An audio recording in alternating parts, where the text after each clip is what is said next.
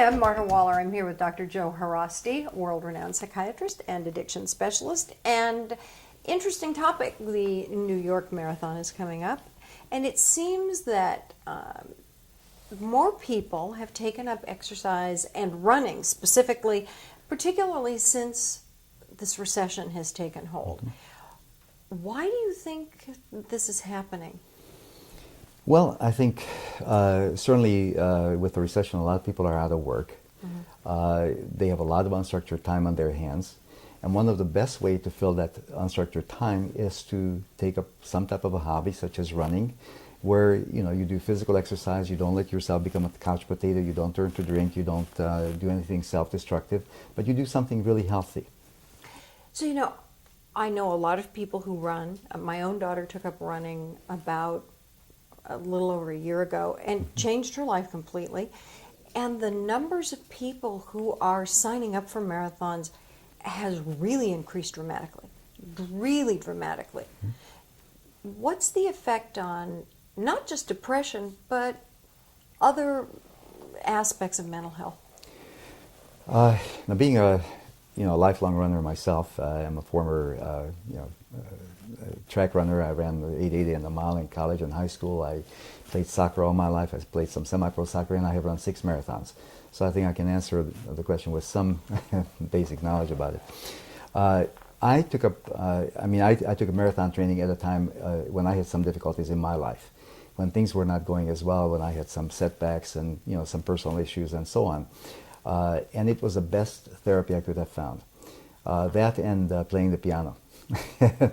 And so I spent 3-4 times a week of running, 3 to 5 miles, and then basically following the Jeff Galloway method of doing a long run every other weekend and so on, and eventually doing the marathon.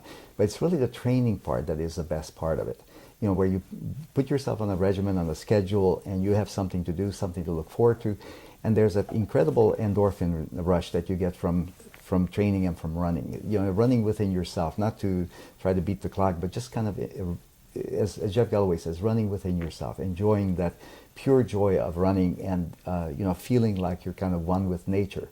What I find is that I did some of my best thinking, my best problem solving, as I was kind of in an alpha state and I was running and I was thinking, because you cannot be both anxious and relaxed at the same time. So this is really not unlike the psychological method of progressive relaxation training and desensitization, where you allow yourself to overcome your anxiety by kind of visualizing your own mind things that make you anxious. When you're running, you're relaxed, so you can deal with anything that's anxiety provoking. To be anxious and be running, you can't do both. You can't do both. It's not possible. It's not possible. So it is one of the best ways to deal with anxiety. And also with depression, because of the release of endorphins and the enkephalins, which are the body's natural opiate substances, opiate receptors and transmitters and so on. So this is sort of the catch-22. If you can get the depressed person to take the first couple of steps and then the next couple of steps, then once it gets started, they'll keep doing it. Exactly. But it's getting them to take that first step is the most difficult. Steps. It's sort of like the first step in AA is like the first step in running. It's you have to take the first step. And my role as a doctor, I feel like I'm a cheerleader oftentimes, where I just encourage my patient to take that first step. I try to get them moving. I try to get them mobilized. And once I can get them moving, then everything kind of falls into place. Now, we were talking about as I was saying, my daughter has proven she's not a sprinter, she's not a short, she runs, she can go out the door and run 12 miles. So I'm going to do a 12-mile run, and she does it without, just like that. Oh, yeah. And when she ran the LA Marathon, she was really in as good a shape at mile 24 as she was at mile 10. Right. And yet some people, they keep talking about hitting the wall and how awful it is and how they get, but it's training. By the way, that hitting the wall has been solved by an MIT genius who's come up with a formula for your carb loading prior to the race, and also your age and the marathon time that you're aiming for, and what is your optimal time, what is your best time based on your age and your training experience. It's also based on your oxygen uptake capacity. This formula is actually available on the internet. You can find it, and you can figure out exactly how much carb loading you need to do so you don't hit the wall. I mean, seriously, it just came up like a week ago.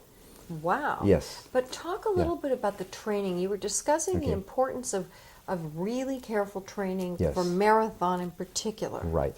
It's very important to train carefully, and you need to really have a mentor to do this. No one should just start out on their own and say, okay, I'm going to run a marathon.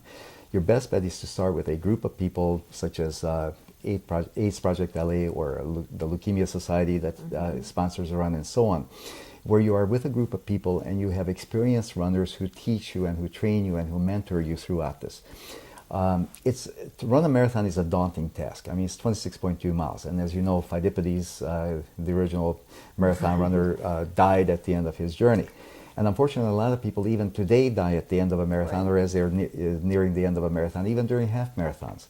And I really think that a lot of this is due to poor training or lack of training. Bottom line is listen to your body, and most importantly, you have to stay hydrated to prevent damage to your heart. Right. There has been a recent study, it was just published last week, where they studied marathon runners who were basically healthy people. And what they found, interestingly enough, is that even healthy, well-trained runners develop a certain amount of edema during the course of a marathon, especially toward the end. This is in people who don't have any kind of pre-existing heart disease. So this was a surprising finding. So what they think that much of this could be related to just being dehydrated and also not taking in enough electrolytes and perhaps possibly lack of training, and also it could underscore some underlying cardiac problems that that they were not even aware of. So and it's thought now that cardiac edema predisposes a person to heart rhythm abnormalities, arrhythmias, and this is what causes some of the sudden deaths that we've seen. One of the most tragic and interesting case of this was a young elite runner who was a #1 runner at Stanford, and during the Olympic trials, he dropped dead at around mile 23. So, I mean, it was very tragic, and again, he was in perfectly good health, and no one could understand why this happened, but it does happen. And at a recent marathon in Detroit, 3 people died in a half marathon, actually, and other people died in various other marathons. So weather is a factor, whether or not the external temperature, the humidity, all of these are factors, and you have to pay attention to your body. We wish everyone who is getting ready to run the New York Marathon the very best, and certainly everyone who's running all these half marathons that come up with an amazing amount of regularity. Right. Train. And if you don't feel good, stop. Right. My main advice is stop, and you can finish it walking, but finish it alive. And but hydrate yourself. Make sure you have the electrolytes, and finish alive, so that you can call people on the other end, like your mother, who are waiting for you. So until next time, I'm Marta Waller. And I'm Dr. Joe Rossi. Thanks for joining us. We'll see you next time.